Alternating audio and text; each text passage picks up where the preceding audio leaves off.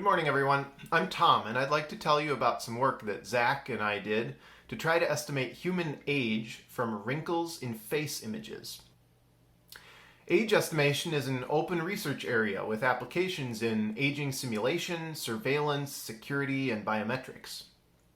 Various research has tried to estimate age from face images using techniques like measuring the relative distances between facial landmarks and using global methods including deep learning and neural networks. One way humans estimate age is via facial wrinkles, also called rhytides, the medical term. As we age, collagen in the skin breaks down over time, producing wrinkles. This is a natural process, but it can be accelerated by genetic and environmental factors. We wanted to understand if edge detection on images could quantify rhytides and estimate age. To do this, we developed a methodology to measure facial wrinkles in face images, and then we applied it to a large data set of face images.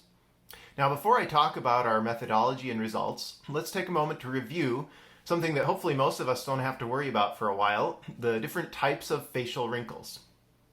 So wrinkles can occur in different parts of the face, including forehead lines, frown lines, which are at the inside corners of the eyebrows, hoods over the eye and bags under the eye, crow's feet at the outside corners of the eyes and bunny lines at the inside corner of the eyes, laugh lines and jowls on either side of the mouth, lip lines on the upper lip, and the mental crease, which is located between the lower lip and the chin.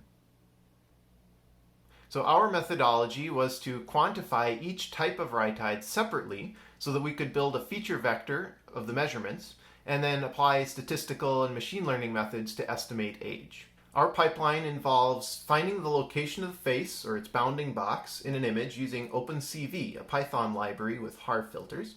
Then finding 67 predefined facial landmarks like the corners of the eyes, the corners of the mouth, etc., using a pre-trained model.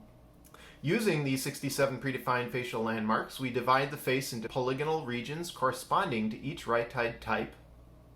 Then we do a Gaussian blur and canny edge detection in each polygon at several different thresholds to quantify both the number, the size, and the depth or intensity of wrinkles in the area. We also normalize by the polygon area so that large areas like the forehead don't dominate the measurements. Finally, we construct a feature vector denoting the rhytide measurements for each face image. We ran this pipeline on a widely used face image dataset called UTK Face, which provides about 24,000 face images. These images are all tagged with age, gender, and ethnicity, and you can see here the demographic distribution of the dataset, as well as a random sample of the images. So after running the UTK Face images through our pipeline, you can see that the results are not great. There is a small positive correlation between age and the total rhytide measurement values, but there's also a lot of noise in the data. Why is that? Well, one possible reason is data quality issues. Looking more deeply into the UTK Face image dataset, there are problems with many of its images. Many images are very blurry or grainy, some have bad lighting or simply aren't a face. Some of the images have occlusions like hats, eyeglasses, facial hair, jewelry, or watermarks that could obscure real wrinkles or be incorrectly detected as wrinkles.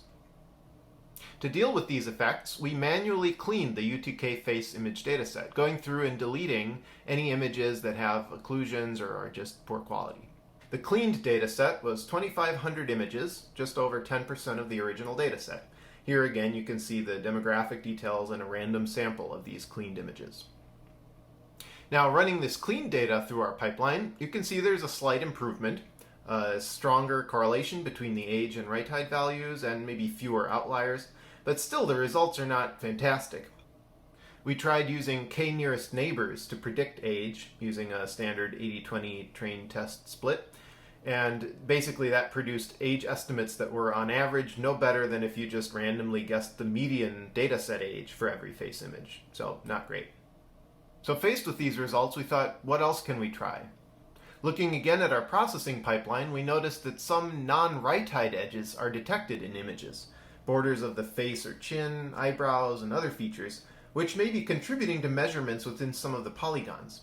So we revised our methodology to first shrink the polygons before measuring edge pixels in each polygon, supposing that this might eliminate non-rhytide edges and lead to better results. After shrinking these polygons, we once again ran our cleaned data through the pipeline, and unfortunately, again, slight improvement in the correlation, maybe slightly fewer outliers, but overall not a great result. This pipeline just does not produce robust age estimates. So what have we learned in this project? Well, first, estimating age in real-world face images is not easy. We hypothesized that image quality, occlusions, lighting variations, differing facial expressions, all of these things contribute to a wide variety in Rhytide measurements.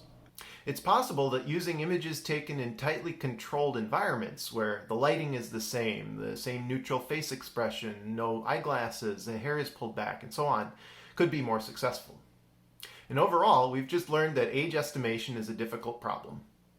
Our code and documentation is available at the GitHub link shown here. Thanks for your attention. We now welcome your questions.